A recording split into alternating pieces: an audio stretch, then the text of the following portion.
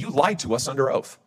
You lied to us in your QFRs. You just lied to me a second ago under oath, and now you're sitting here stonewalling, not answering questions about public posts that you've made. Dr. Shogan, I'm going to ask you again. Will you give to this committee your public posts on Twitter? Will you make them available to this My social media is in my personal capacity. Mr. Chairman, I have to tell you, this is the most extraordinary thing I have seen in my brief time in the Senate. I have never seen a witness blatantly lie under oath like Dr. Shogan has just done to this committee, stonewalled this committee. I have to say, I have been here for 4 years in the Senate. I have never seen a witness stonewall like this before. Never. And I've seen a lot. This is extraordinary. I just wonder, does this have to do with your view that you wrote about that the religious right is connected to the rise of anti-intellectualism in American politics? Is that why you said what you said about religious flags, that the religious right is a force for anti-intellectualism? Explain that to me. For these reasons, I will oppose your nomination, and I strongly, strongly urge this committee to take action on this. Last night, I sent a letter to CRS asking for the relevant documents. And all I would say, drawing to a close now, Mr. Chairman, what I would say is I would humbly suggest and request that we postpone a final vote on this nominee until we get these documents that Dr. Shogan referenced but said she didn't have, she couldn't get us, and repeatedly referred us to CRS. So I've asked for them from CRS. I think we should get them and look at them and do our due diligence on these whistleblower allegations. You're recognized for your questions. Thank you very much, Mr. Chairman. Dr. Shogan, when you were here last year, a number of senators asked you, including me, a series of questions about articles you'd written, public statements you had made on social media that were, I have to say, pretty grossly partisan, and I thought offensive, and you and I went back and forth about it. After that, a number of us asked you questions for the record relating to these statements.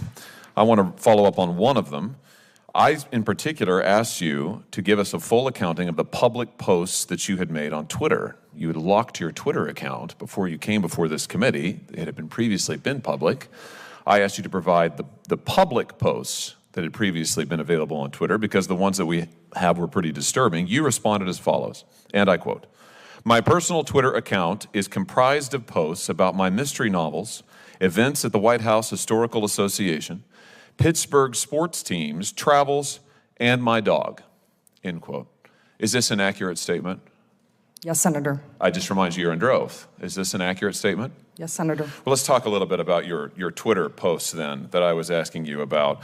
On February 18th, 2022, you posted on Twitter bemoaning the dropping of mask requirements for children, including those under the age of 5. Do you remember that post? No, Senator. Those tweets were in my personal capacity. No. I asked you, would you give all public posts that you had made on Twitter? You said no, effectively, and you said that your Twitter posts consisted of mystery novels, events at the White House Historical Association, Pittsburgh sports teams, travels, and my dog. And you just told me now under oath that you stood by that. So now let's talk about your Twitter posts. On February 18th, 2022, you posted bemoaning the fact that mask requirements for children under the age of 5, one of whom I happen to have, by the way, have been dropped. Is that a post about your dog or sports teams? My social media is in my personal capacity, Answer Senator. my question, please, because you've testified under oath that you only posted about your dog and sports teams and novels, and you also said you wouldn't give this committee any of your public posts. So, is your post on February 18th, 2022, bemoaning the lifting of mask requirements for children under the age of 5, who I might just ask, all of the data has said is extremely harmful to children, these mask requirements? We'll leave that aside for now. Is that a post about your dog or sports teams? Yes or no?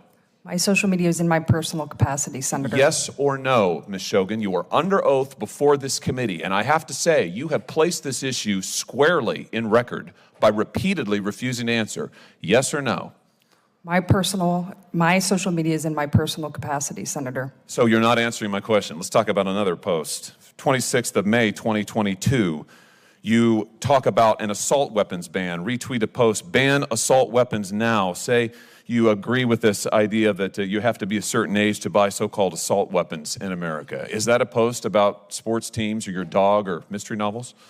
My social media is in my personal capacity, Senator. What about the post on January 5th of 2021 in which you say that Ted Cruz ought to stay in his own lane and not worry about what's going on in Pittsburgh. This is a reference, I think, to questions he had about the certification of the last election. Is that a post about your dog or sports teams or mystery novels?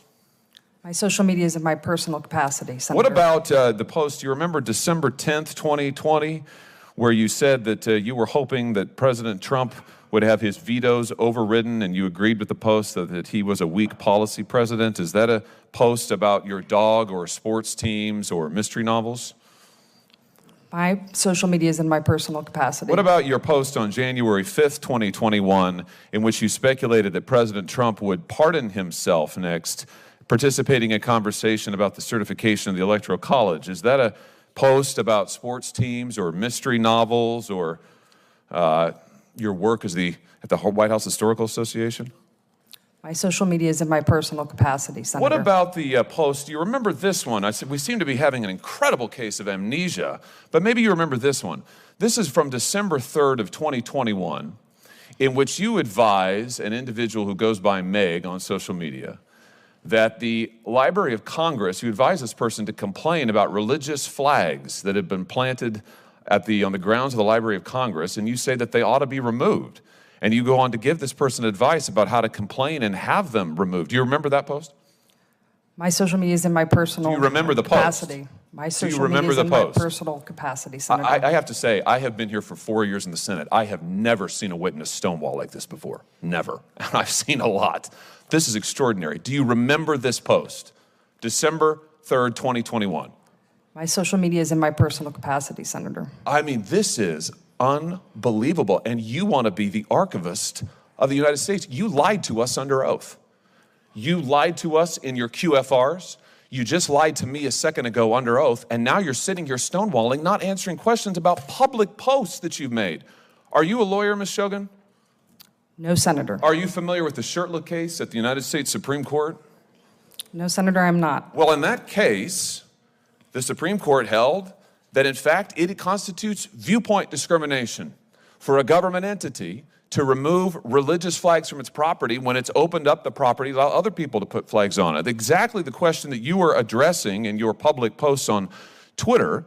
You're giving legal advice, which you're not qualified to give, directly contrary to the United States Supreme Court. I just wonder, does this have to do with your view that you wrote about that the religious right is connected to the rise of anti-intellectualism in American politics? Is that why you said what you said about religious flags, that the religious right is a force for anti-intellectualism? Explain that to me. No, Senator. Do you stand by your comment that the religious right is part of the rise of anti-intellectualism in American politics? Senator, that article was written. It was about how Republican presidents use common sense terminology to effectively communicate with Americans. Yeah, in which you said that the rise of the religious right is part of the rise of anti-intellectualism in American politics. I just point out that's the article in which you say anti-intellectual. The title is Anti-Intellectualism in the Modern Presidency, Republican Populism. Very nonpartisan. Dr. Shogan, I'm going to ask you again, will you give to this committee your public posts on Twitter? Will you make them available to this committee? My social media is in my personal capacity. Mr. Chairman, I have to tell you, this is the most extraordinary thing I have seen in my brief time in the Senate. I have never seen a witness blatantly lie under oath like Dr. Shogan has just done to this committee, stonewalled this committee, and just repeatedly refused to answer my questions about her own posts that are in public.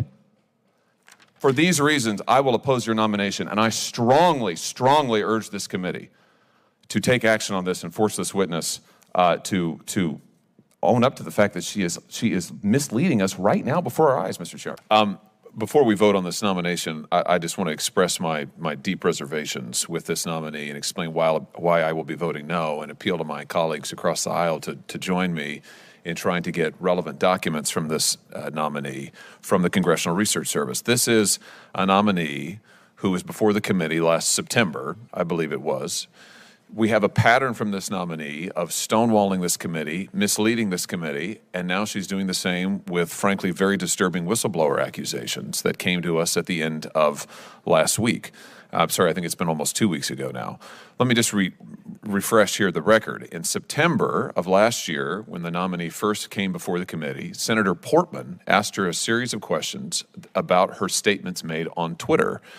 Senator Portman's staff had found these statements themselves. She had locked her Twitter account at some point when she was in the nomination process. They found her Twitter statements, which were highly partisan, I think highly inappropriate. She refused to answer Senator Portman's statements at the time, questions at the time. So I introduced a question for the record asking her to please give to us any Twitter statements she had ever made that had been available to the public. She refused, and she then said, do we have that board, guys? She then said the following in response to my question for the record. She said, my personal Twitter account is comprised of posts about my mystery novels, of which she's written several, events at the White House Historical Association, Pittsburgh sports teams, travels, and my dog. It was made private months ago before I was nominated as archivist. Now, we know from the Twitter post that Senator Portman found this is simply not true. It is not true that her posts are composed of comments about her mystery novels and so on and so forth. We know that they are composed of highly partisan statements. When I asked her about this, I gave her a chance to correct this testimony. She said she stood by it. I then asked her, I went post by post, where she criticizes former President Trump, where she criticizes members of the United States Senate, where she expresses highly partisan views, where she suggests that religious groups should not be able to put up religious symbols on federal property, which is, by the way, not in accordance with the Supreme Court case law. And in all of these, she then refused to answer my questions. Now, listen, she's entitled to have her views. She can say whatever she wants, and she can say whatever she wants on Twitter. But what she cannot do is lie to this committee. And to say to this committee that her post consisted of this, when we know from Senator Portman's research that's not true, is simply false. That's point number one. Thank you, Vijay. Point number two is after that testimony, a whistleblower, former employee of Dr. Shogan, came forward to my office. We have a normal whistleblower procedure. I'm sure you all do. We followed that procedure. I think she came to us on a Friday. We sat down with her as quickly as we could, following our usual procedure. I then called the chairman about this, said we're going to refer her allegations, I'm saying her because she's allowed her identity to be used, to the committee, which we did. The committee staff had an opportunity to meet with her. I understand they did again yesterday. And I'll just tell you, and I know you all are aware of this because I've sent you all my letter that references the allegations that were made. The whistleblower said that when Dr. Shogan was at CRS, she engaged in partisan conduct and abusive behavior, allegedly, that she allegedly made unsolicited statements of support for political candidates in the workplace, that she also attempted to organize signing events for her book on federal property during work hours for commercial gain. That's the book that features the killing of a Senator Langsford, yeah. Senator Langsford seems to be doing well, though, I'm happy to say. The whistleblower further alleges that Dr. Shogan engaged in a pattern of abuse, retaliation, and persecution, including undermining the whistleblower's promotion, and that Dr. Shogan failed to discipline subordinates who made racially derogatory remarks to the whistleblower. The whistleblower is a woman of color. Now, when the staff, as I understand, asked Dr. Shogan about this, she repeatedly said she couldn't recall, she didn't have documents, and she referred staff to CRS and said you should contact CRS to ask for promotion documents, to ask for documents about her workplace event with her book. So last night, I sent a letter to CRS asking for the relevant documents.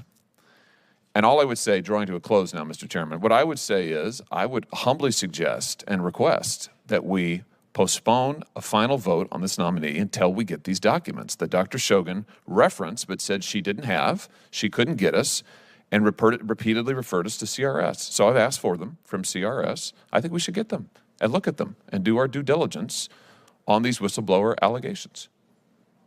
That's all I have. Thank you, Mr. Chairman.